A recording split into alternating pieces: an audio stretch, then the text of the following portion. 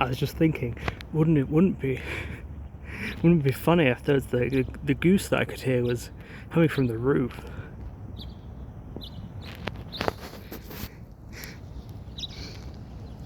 These Canadian geese are built different, I swear.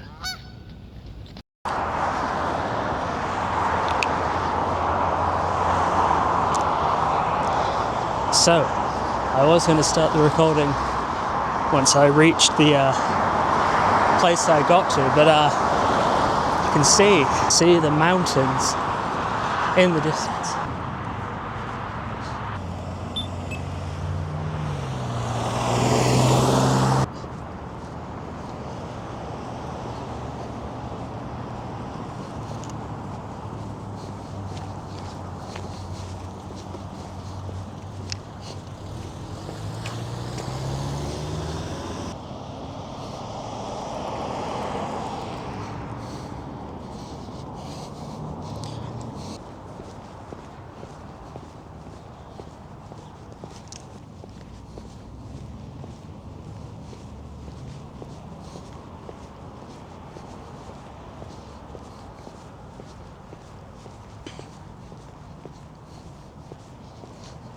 It'd be nice to live in one of these houses where right across the thing you have is that the flag of Rhodesia? Yeah, that would be a nice house to live in with a nice balcony that you can look over at the mountains. It's beautiful. I bet those houses are really expensive. Oh, but they're for sale. Interesting. Just across, literally this road, it's actually part of the Tsuut'ina Nation Reserve, because it is a massive area. But this little bit in between this road, and then on the other side of this bit, there's the main highway. And so, this bit's a bit cut off. And so they're doing a lot of building. Well, at least Google Maps shows they're doing a lot of building. Attention. Coyotes in the area. So, aside from going to this park today, about a week ago, I went to a meeting with some of the people who will be going on exchange next year from the University of Hull. And whilst I was able to give some good advice, so generally, for the sake of being comprehensive, I wanted to give some more specific advice that I think will be useful, not just to the two students who are going from my university to this university specifically, but more generally to any students who are going on exchange from the UK to Canada, and more specifically Mount Royal University in Calgary. So, before talking about what you do when you get here, there's so many things to do before you go to Canada in the first place. You'll have probably at some point signed up to whatever exchange program the university runs, been accepted, and then send an application to the institutions you want to go to in whichever country. For University of Hull, unless things have changed, Mount Royal University is the only Canadian university available, which is fine because it's an excellent university. Once you've both been accepted onto the exchange program by your people and then accepted into the host university, there are a great many things that you need to do.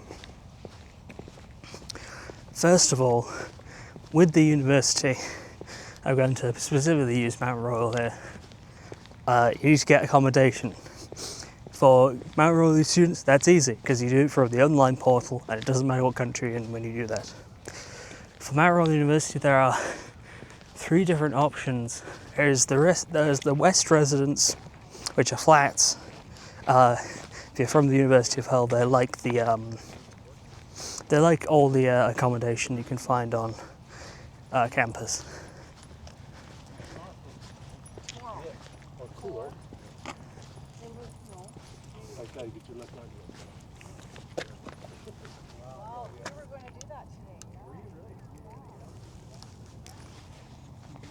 Then there are the east and west townhouses. There are flats available that are single units, then shared between 2 people and they're shared between 4 people. Of course, the 4-person one is the cheapest, so I went for that one. And there are limited amounts of 2 and 4 single-person ones that really should be put, that you should leave aside for people who need it more. I cannot tell you the experience of the west townhouses or the west resident flats, but I can say the east residence is pretty alright. Whilst on the topic of residents, an interesting thing that I didn't expect to find when coming here, when you arrive, of course you'll meet all your flatmates and that'll be cool, you will also meet a residency advisor. And these are usually a student volunteer who are responsible for like 4 to 8, like, there's a woodpecker somewhere, that's cool. 4 to 8 houses, and you can meet with them, and if there's any issues between your roommates or with the flat, you can report it to them. They will also make you fill out and sign a sort of residence agreement, essentially between as a woodpecker again, between all of your flatmates to set up sort of boundaries and the responsibilities that you want to assign each of you to the house. It isn't a totally strict thing. In terms of what we did, we kind of just went through it as like, you're responsible for your stuff, I'm responsible for my stuff. Keep the place reasonably clean. So it's not much of a bother, it's just an interesting thing that I haven't experienced. But yeah, it's good to get that started as soon as possible. It's a very easy process to sign up for accommodation at Mount Royal University. Another miscellaneous but important thing is that you require medical insurance. Luckily for you, as exchange students, you don't have to worry about shopping around for something that might be to find the cheapest thing, because there is a already pre-planned package for Mount Royal University students.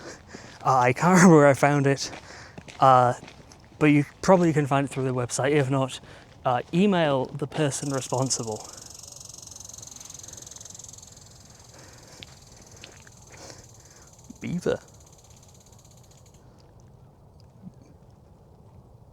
Beaver, probably.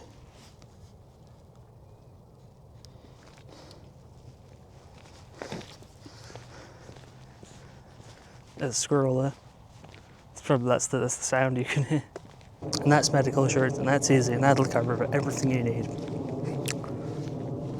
At probably the cheapest price around. Probably the most important thing that you need to get sorted, actually not probably, definitely the most important thing you need to get sorted, is the visa situation. Luckily, if you're from the UK, the visa to study on exchange in Canada is actually quite simple. You, as a citizen of the UK, only require a study permit and an ETA. The easiest way that I found to do it is on the Canadian government's website. There is the IRRC, and you can make an account with that, and you'll need that. And then there's a survey that you can take of exactly what situation you're in, and therefore exactly what visas you need. It'll apply that to your account, and then it'll come up and display all the specific documents and pieces of evidence that you need. And then once you've got all those documents, you can send them through, and then they'll process it. Getting that done as soon as possible is an absolute necessity. The documents you need will be, if I'm remembering them all correctly, the document accepting you onto the exchange program for your university, the document of the host university, in this case Mount Royal University, accepting you onto their program, your passport, of course, and also, most importantly, evidence of enough money that you can sustain yourself out there.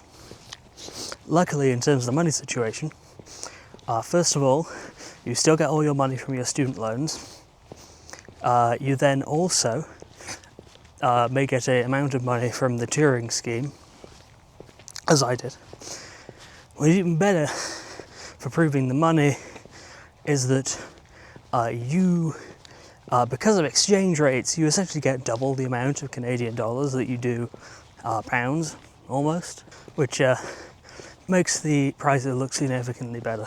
I have been able to survive and pay all my costs with just the money I've gotten from student loans and the touring scheme, and I've still got a fair bit left over. And I'm sure people will tell you much more about the specifics of the way money is given out. There is also available a travel grant, which can pay for an amount of your flights there and back. There's lots of other pieces of evidence that you can use for the money that you have, including a letter from somebody else, like a parent who might financially support you, bank statements, pay slips, etc. Now, important thing that the website that if you watch the part 0 you'll know about, that website, when you go down that survey and you get to the thing and you get to the requirements, it does not tell you, for exchange students specifically, there is a specific amount of Canadian dollars that you need to prove that you have to get the study permit. I can't remember how many it was for me, but I do know it changes. As a part of getting your visa, once you've submitted your information, begin processing. But as soon as that's started, the process will ask you to provide fingerprint prints and an up-to-date photo, which need to be taken at the Canadian Visa Application Centre down in London. It has to be down in London because there's only one visa application centre for the Canadians, and that is in London, so you have to go down to London. When you get to London, it'll give you the address of the place. Be aware, it is not the Canadian Embassy. The Canadian Embassy is in next to Trafalgar Square, but you do not go there to give your fingerprints and to get your photo taken, because the Canadian government seemingly has contracted that out to a private company. When you get to the address, you will notice that said private company has multiple floors and does the visa application work for multiple different countries. There will be a big queue outside, but make sure you're aware, the signs are pointed out, but make sure you look for it anyway. There is a separate queue if you want to get in to the Canadian part of the visa application centre. And you'll be given a specific time slot to come in, and you'll need to bring certain documents, and then you go up the stairs to the 3rd floor, wait, take a ticket, wait for your number, and then when your number comes up, you just go into the room and get your fingerprints taken and taken a picture, and then you go home. Now, the next bit, I'm not sure if this is how the process is meant to happen, or this is just how it happened because I submitted mine a bit too late. It will say that your ETA has been accepted. Your ETA, you don't have a physical document for the ETA. It attaches it electronically to your passport, and so there's no need to worry about getting a physical document for that. Your study permit is a physical document. Now, you could have done all the steps that I said, not online, but at the Canadian Embassy. But they'd much prefer that you don't and do it online. Because either because I submitted mine late, or because this is just the process anyway, I suspect it's likely just the process anyway, my study permit was provisionally approved, and I was given a letter of introduction, and I had to then take that and all the documents that I had already submitted to an in-person inspector at whatever customs part of the airport you get off at. And if you watched my part 0, you'll know how that went. But essentially, all you do is once you get off at the airport at whatever, and for students going to Mount Royal University, there's a direct flight from London to Calgary, so there's no need for changeovers. At Calgary Airport, there is a electronic sort of sign-in system, in a similar way to what Heathrow has. You scan your passport. You then type in how many days you're staying, what you're staying for. Then it'll print you out a ticket. That ticket has a specific code on, and the people everywhere else will know where to send you. For you, the first time you end up in Canada, it'll give you the right ticket. The guys will say, "I'll go over to those the people to speak with the inspector, not just go straight through." They'll tell you to head through to an area with a letter next to it. I can't remember the letter. I think it's either D or C, but you'll see it when you go past them, because behind the sort of border inspectors, there's then the baggage collection. Best to collect your bags first, and then to the left of that there's, well, straight forward there's the exit, and then to the left of that there is not quite secondary inspection, but a sort of visa approval area. Then in there, you take a ticket, wait for your number to come up, and make sure you have all the documents that you had in the previous, when you submitted online, all the acceptance forms and the financial evidence printed out in some folder that you have to hand when you go up to the desk. You give them your letter of introduction, say, letter of introduction, student visa, blah blah blah. They'll ask for the different documents, and then they'll probably say, "Have you done it all right?" They'll say, "Oh, great," and then head down to the back, get you a physical copy of your study permit signed, and you take that. Then you leave. There'll be another inspector just after the baggage collection. You'll probably have to show your study permit and a ticket too. That is if everything goes to plan. Those who watched part 0 will know it didn't all go to plan, since I, as I alluded to, hadn't been aware that there was a requirement for the amount of money you needed to prove, something that they didn't state very obviously on their website. And the guy said, "Hey, you need this amount of money. You don't have that amount of money." I'm like, "I didn't know that." And he's like, "It's on the website. You need however much money." Though, I will say, one, it is not clear on the website how much money. And second of all, the number that he quoted is in fact $5,000 higher than what the actual amount was that I needed to prove. And I can't remember the exact amount of money that I could prove I had, but I think I could prove I had that amount of money. If that is the circumstance, and it turns out you don't have everything you need. There's something you missed or whatever. Don't panic. If you don't have everything, turns out you don't have everything. They will write down whatever issue it is on your ticket, and they'll ask you to go to secondary inspection. And you'll go to the place that you would have exited from, but you don't. They'll ask you to go to the left through the big doors, and you'll get into another queue through the secondary inspection. You'll then come to a man working in an office. You'll give him your passport and the ticket saying the reason why you were sent there. Was soon the case, because I gave him that. He then said, wait for your name to be called up. I'll call up your name, and you'll go to another desk, and you'll say, "Hey," and you'll give them all your documents, and they'll look them over more stringently, seemingly, than the other person. And for me, it was very easy process. I gave him all my documents. He just looked at them, went round to the back, and then just got my study permit. Never explained the problem or how anything had been resolved. But everything was fine. So that's the message. Be prepared.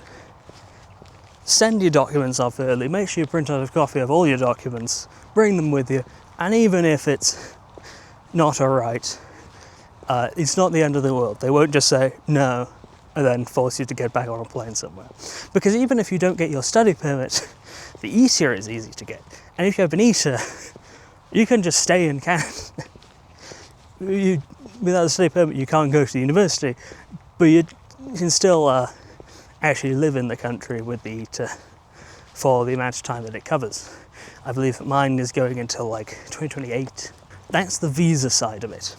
And in fact, once you've got that study permit, like mine, you won't need to look at it ever again. Except if you leave the country and then come back, you will need to show them again. So make sure you don't leave the study permit. Now I'm going to get into specifics about Mount Royal University. So, for the university, another thing that you do before you arrive is you pick the modules you're taking. And for me, it was a little jarring at first what I was selecting. You don't pick modules, you pick courses. For me, it was a little jarring what I was actually selecting. Because, as I found out only when I got here, they have an entirely different system of universities here in Canada. They use the elective system. In the UK, when you take your degree, you take a degree in a subject and you only do that subject. Most of the time. You can take like joint degrees. For example, I'm taking history, and so I only have history modules and I only interact with the history department. You can take like history and politics, and they do a mixture of the two. But in Canada, it's much more varied.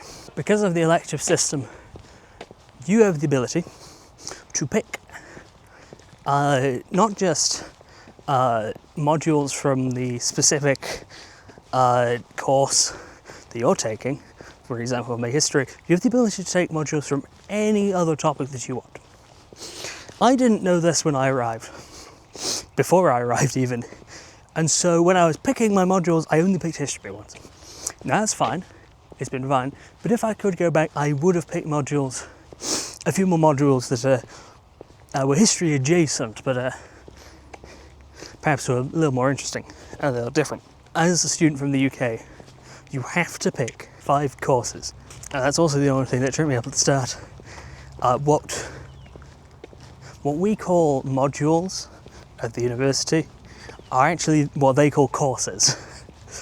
So functionally they're the same thing. It's just a little naming thing that can be confused. Of course, in the UK we call the course the whole degree. As I said, you have to take 5 courses. I found 5 modules to be fundamentally too much work. And because it's fundamentally too much work, I have had the stark choice doing all of the assignments that I had, but probably ending up doing them poorly, or sacking off a couple of them so I could do the other ones better, which is the option that I chose doing in the end. There was also the secret third option of attempting to do all of them very well and causing myself a mental breakdown in the process. I chose not to do that. Also, an important thing when compared with the workload at Hull, well, at least for history, doesn't have any exams. I don't know what courses people are taking. They may have exams, but there will be exams at Mount Royal University, which is different to some courses. When you get out of the airport is on the exact opposite other side of the city to the university. Now you can take the bus system. I would highly recommend, even before, getting the Calgary transport app, because as a Mount Royal University student, you get a special ticket that gives you free access to the entirety of the public transport system of Calgary. However, if you arrive, that ticket does not activate until the first day of term. And you should arrive a week before the first day of term, because there's an introduction week, and that introduction week will give you some important information, meet some important people, meet all the other Australian exchange students, and so that's worth going to. But that means that when you get off the plane and get out of the airport the first time, you'll need to make your way to university. You could use the public transport. I found, first time when you arrive, you'll have this massive suitcase, and that's not very practical for getting onto a bus. And so it's best, I found it best to get an Uber just for that one time. And then after that, your bus thing will work fine. Once you're out at the university, go straight to the residency office, pick up your keys. Once you picked up your keys, you can go to the house, unlock the door, get in your room, sleep, because you'll be jet lagged. That is, you are now in Calgary, and I hope you have a great time, but there is more. Little pieces of advice just about stuff around Calgary. I would highly recommend that you go to the introduction week stuff set up by the international department. You will likely meet a woman, if she's still working here, named Vanessa. She is wonderful. You will have likely communicated with her by email, giving all the necessary documents to her that they need. She runs the introduction week stuff. She's lovely to meet. And they'll provide you a bit of lunch on the day you meet up. Do a bunch of stuff. Give you a tour of the campus. Explanation of some of the stuff going on. You'll get to meet all of the lovely people running the show, and of course all of your fellow exchange students. Now if you're coming from the UK, especially if you're arriving in September, you will find there are likely going to be a lot of exchange students from the UK. So make sure to get their numbers and details, make some friends. You'll also find plenty of people from other countries as well. And of course, the international exchange team made up of volunteer students, some of them paid, some of them just volunteers. Importantly, I don't know who those people will be, since the team from this year are all graduating. So they're a whole new team when you arrive. Either on the same day or another day, but throughout that whole week there'll be activities going on. One of those activities will be a walking tour of downtown Calgary.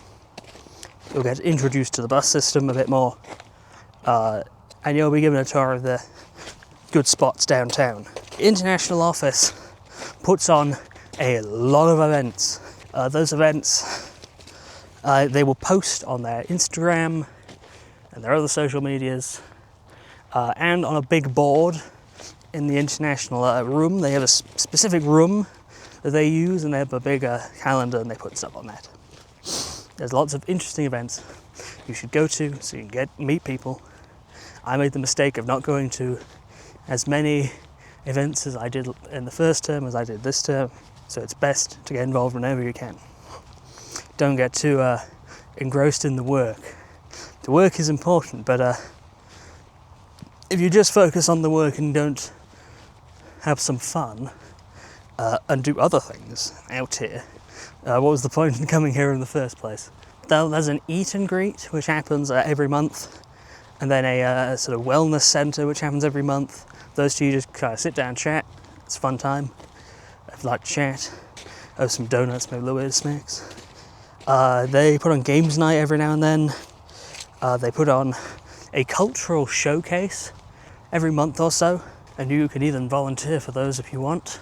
In the summer term, because there is a large amount of exchange students, they put on a trip to Banff. They also put on a lunchtime thing every now and then.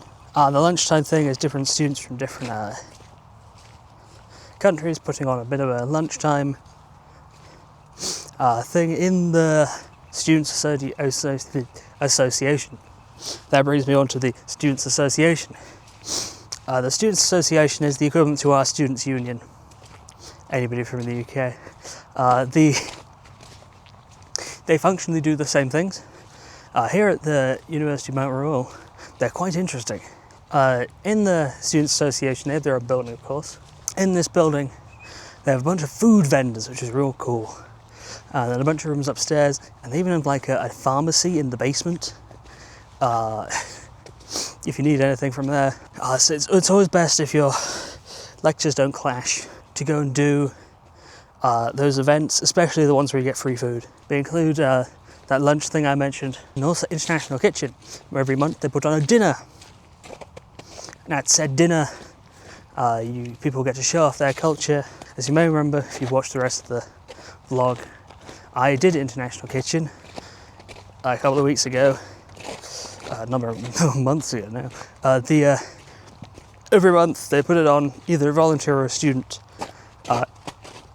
Makes a dish with the help of the 30 people that have signed up. Then you eat it. And even you can volunteer to put on a night, as I did.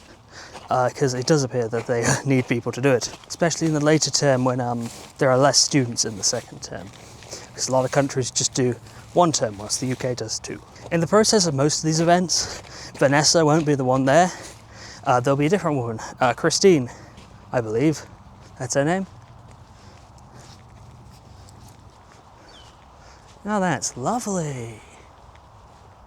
Look at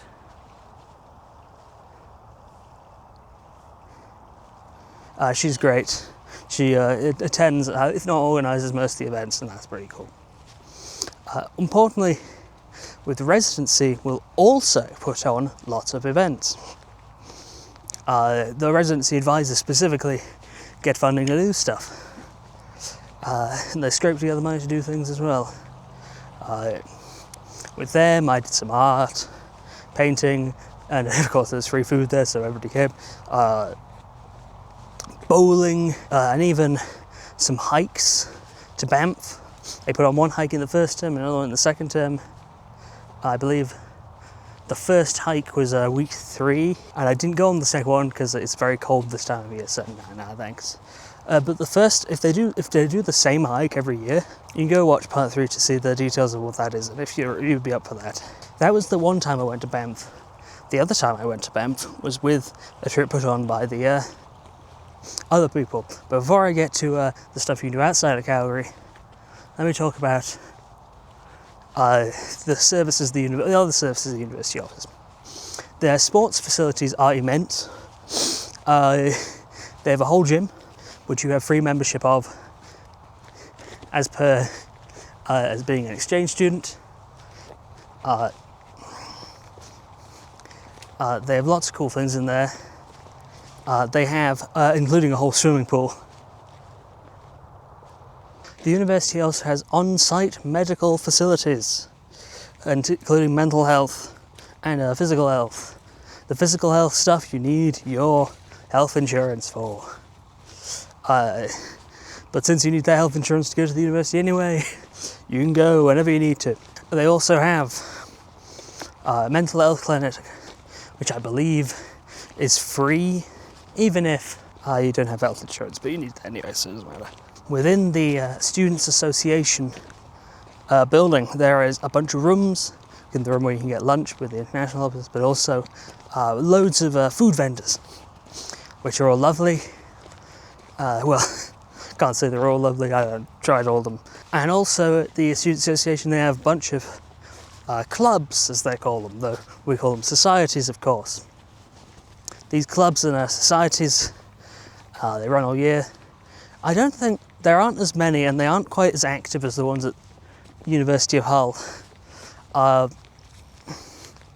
It may be because, I'm just guessing, but it appears that their student clubs are a lot more tied to the Students' Association and the university, and you can't just make random societies like at the University of Hull, where there are dozens of societies, which if you only need 3 people to make a society on some random stuff. But they still put on good stuff. The History Collective and we did a tour of the military museum. That was fun. Those are the things on the university that I can remember. Outside the university, there are many interesting things to do. The city of Calgary is very big, and I've done a fair few blogs on most of the interesting things you can do in the city. Getting around the city is perfectly fine. The public transport is excellent. What is not so easy is getting outside of the city. Train, not an option. It's way too expensive, way too slow, and there's only one train line. They only go to the major cities. If you want to go to a different province, take a plane. You will have to take a plane. If you want to go to a different place within the province, however, of Alberta, there are buses. The coaches are alright. The Flix buses are the best. I've taken them to Banff a number of times, and I know people who've taken them to Edmonton, and Edmonton is a nice place. Apparently I haven't been there. And then there are buses to Banff. Talk about Banff in a minute, but there are a number of places around the province that are really interesting. Like there's a dinosaur museum, head smashed in buffalo jump, but unfortunately those places are real difficult to get to because there isn't a bus that goes directly to them. There are buses that go to the towns near them, but they're still ages away, and you'd probably need a car to get there, and there certainly ain't no Ubers that you can get out that far. The one very interesting place you can get to by coach, I mentioned Edmonton, but also Banff. Banff is the place to go. You must go there at least once. Luckily, I suspect both the residency, as I said, both the residency and the international office put on trips there for free. There are a couple places. There's Canmore, which is outside the national park. There's Banff itself, town of Banff. And I've also documented a bunch of interesting things out of the couple of times that I've been there. And there's Lake Louise, which we went once, now twice. And I think that's about everything, unless I think of something else. Advice that I would give to exchange students from the UK coming to Canada, and specifically exchange students from the University of Hull coming to Mount Royal University. A thing that I forgot to mention, the weather. Now, when you come here, you've heard of Canada. You might expect it to be quite cold. Hello. If you arrive,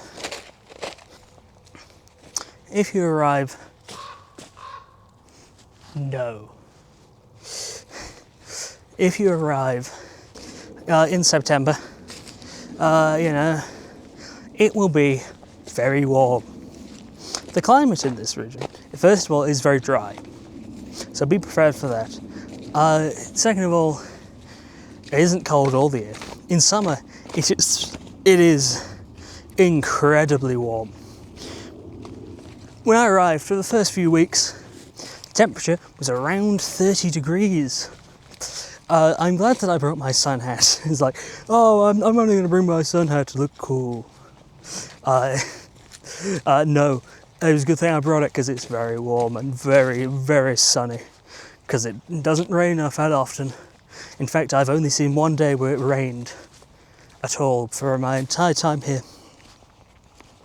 And then that was only for like 5 minutes. So it'll be a little surreal with the sky being kind of like this the whole time. Usually even less cloudy. In September, it will be very warm. The climate in this region, first of all, is very dry, so be prepared for that. Second of all, it isn't cold all the year. In summer, it is incredibly warm. When I arrived, for the first few weeks, the temperature was around 30 degrees. I'm glad that I brought my sun hat. It's like, I'm only going to bring my sun hat to look cool. No, it was a good thing I brought it because it's very warm and very, very sunny. Because it doesn't rain that often. In fact, I've only seen one day where it rained at all for my entire time here. And then that was only for like 5 minutes. So it'll be a little surreal with the sky being kind of like this the whole time. Usually even less cloudy. If you have any questions, if you are a exchange student going to Canada and you have any questions of stuff that you think I haven't covered, please do leave them in the comments and I will endeavour to answer them if I can.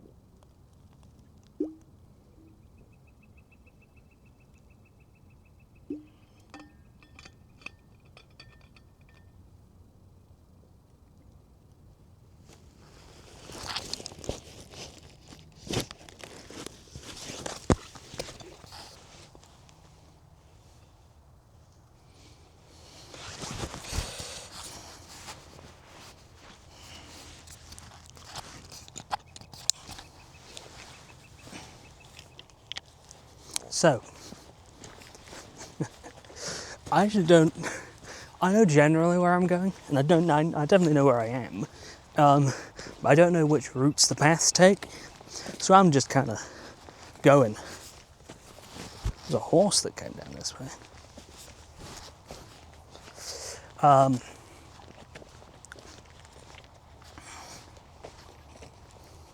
Or a moose, or something. Some form of big deer.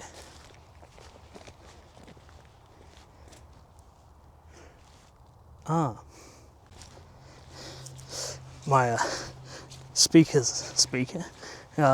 microphone's getting a little low, so the audio quality might drop, but yeah, I got up the hill.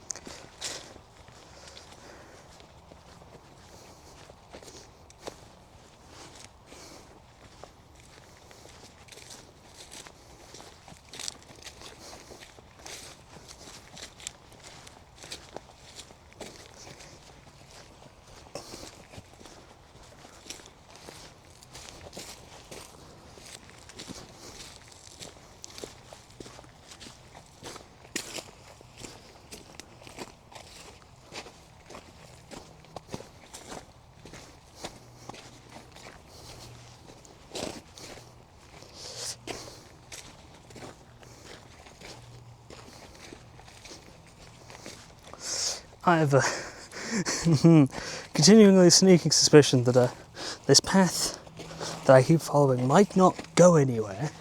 I might have to go back the way I came. I'd really not like to do that. I'd really not like to do that.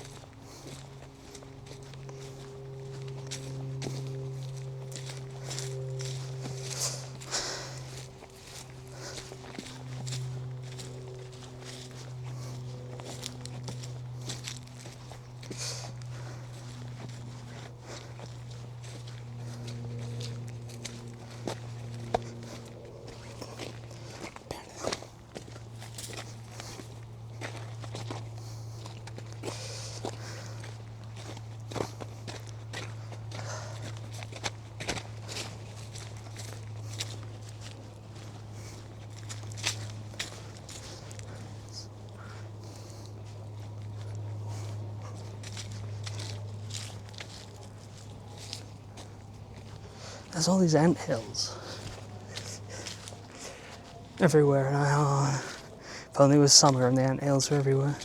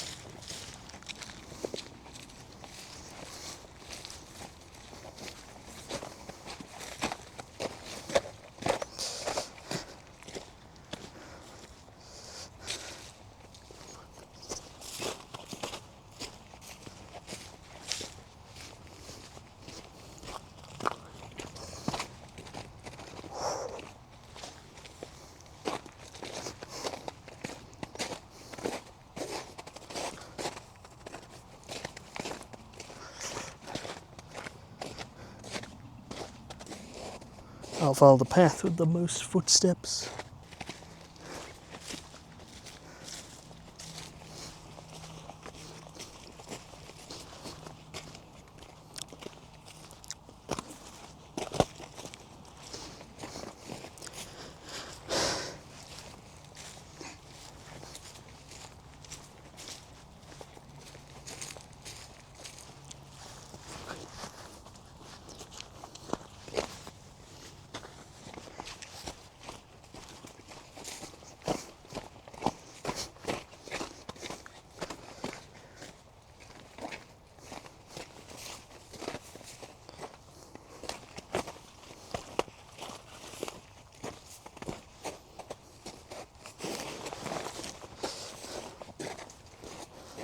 This is so weird.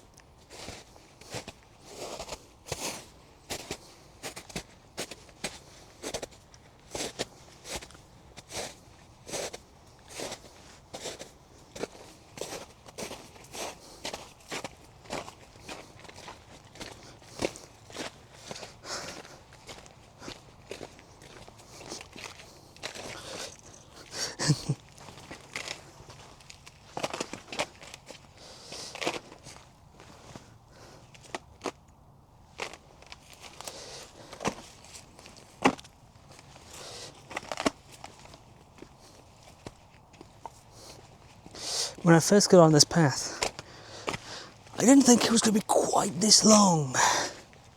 But luckily it's a very interesting route.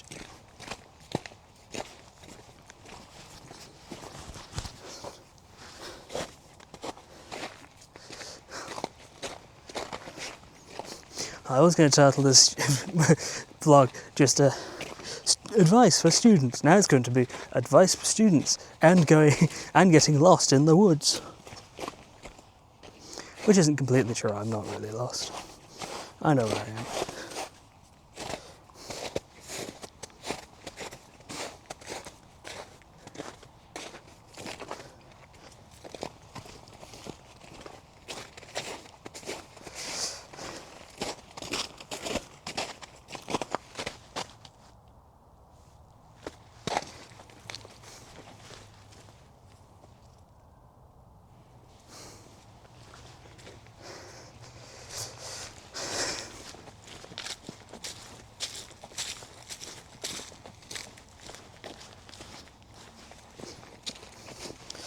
I would have had more to talk about if I knew the walk was going to be this long.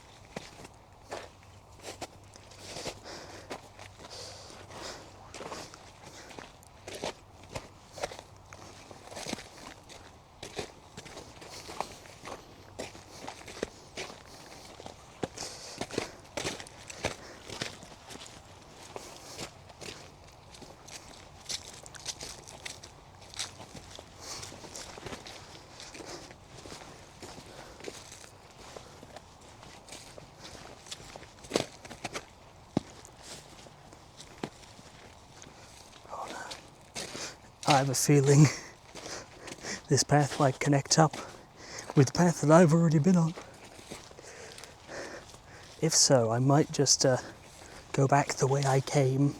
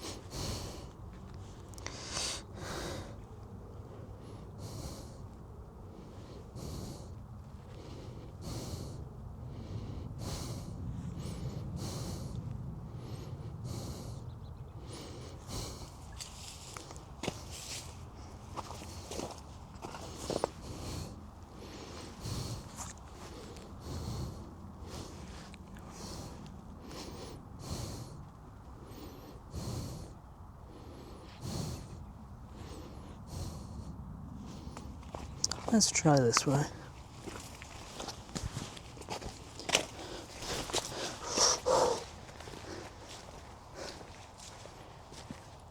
Oh, I remember where this is. It's it. That means I don't have to go all the way back around.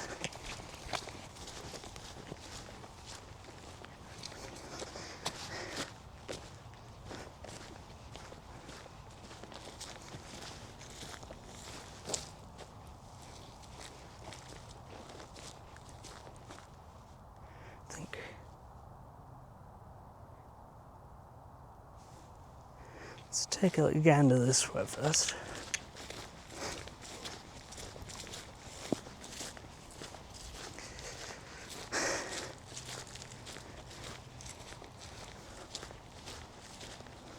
No, I don't think there's going to be a spot to cross here.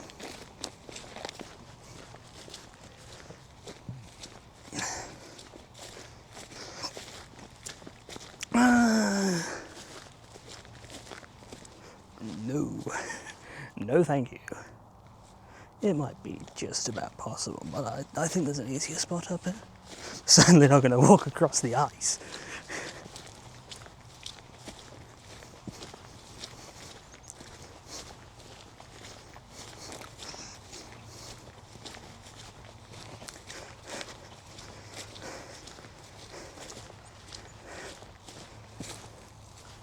Ooh, that maybe. Or this maybe.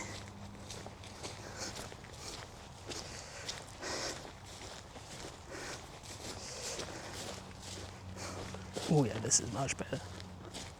Wonder this made by a beaver or this made by a human? Probably by a human.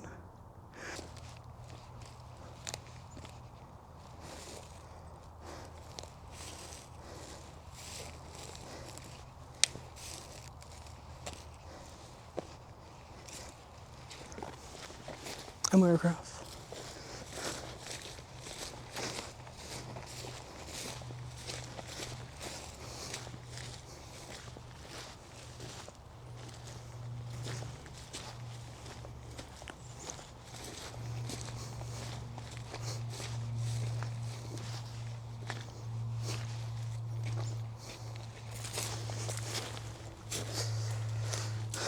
Man, that might have been a better way than the way I'm currently going.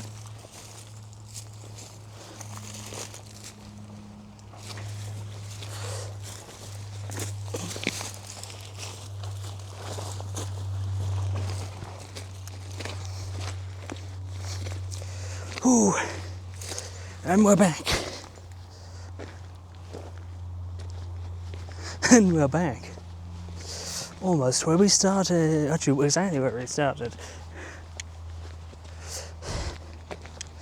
So I'm going to go back. This was this week's vlog.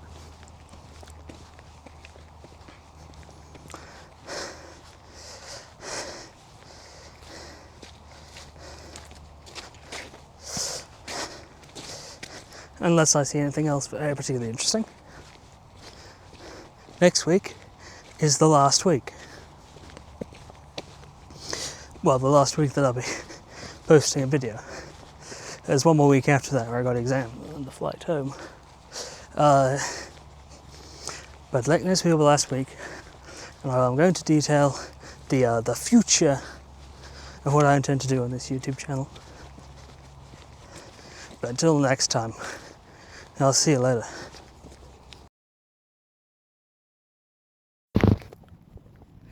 I've found our Chad Goose friend from before. He was probably standing on the building. He's probably standing in there all day, looking down on us. Now he walks among us.